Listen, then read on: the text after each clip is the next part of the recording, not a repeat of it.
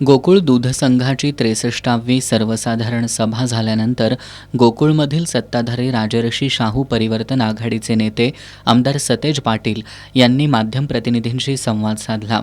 यावेळी बोलताना त्यांनी आम्ही सत्तेत आल्यानंतर म्हैशीच्या दुधाला लिटरला 13 रुपये तर गाईच्या दुधाला लिटरला 7 रुपये दरवाढ दिल्याचं सांगितलं। मागील 5 वर्षांपूर्वी या जिल्ह्यातील स्वाभिमानी दूध उत्पादकांनी जे स्वतःचे घर भरतात त्यांच्या विरोधात जाऊन आम्हाला सत्ता दिली होती।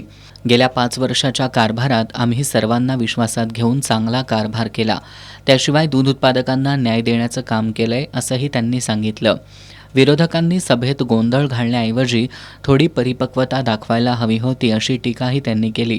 भविष्यात गोकुळ दूध संघाच्या निवडणुकीला कशा प्रकारे सामोरं जाणार या पत्रकारांच्या प्रश्नावर बोलताना त्यांनी यावर आत्ताच बोलणं योग्य होणार नाही असं सांगून दूध उत्पादकांना न्याय मिळवून देण्यासाठी आम्ही सगळे सज्ज आहोत असं सूचक वक्तव्य केलंय।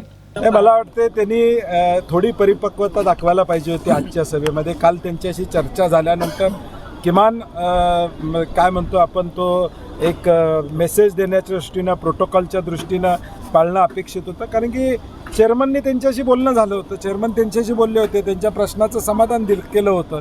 त्यामुळे आता जी प्रश्न टाकले त्याची उत्तरं मिळाले, त्या उत्तरातून निश्चितपणे त्यांचं समाधान झालं। पंचवार्षिक निवडणुकीच्या आधीची शेवटची सभा आहे, पुढच्या निवडणुकीमध्ये कशा प्रकारे सामोरे जाणार? मला वाटतं आता जे पॅनल आहे त्याच पॅनलच्या माध्यमातून पुढे जाणार आहे।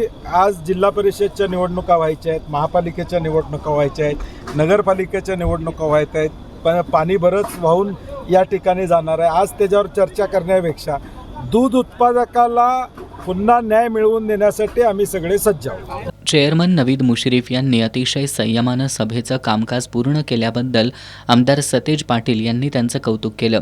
गेल्या 4.5 वर्षातील गोकुळच्या कारभाराची माहिती चेअरमन नवीद मुश्रीफ यांनी आपल्या 55 मिनिटाच्या प्रास्ताविकेतून दिली। 47 लेखी प्रश्न आजच्या सर्वसाधारण सभेसाठी आले होते, त्यापैकी 25 प्रश्न विरोधकांनी उपस्थित केले होते। कार्यकारी संचालक योगेश गोडबोले यांनी या प्रश्नांची उत्तरं दिल्यामुळं आणि सभासदांनी संचालक मंडळानं घेतलेल्या उत्पादक हिताच्या निर्णयांना पाठबळ दिल्यामुळं आजची सभा चांगल्या पद्धतीनं पार पडली असल्याचंही आमदार सतेज पाटील यांनी सांगितलं।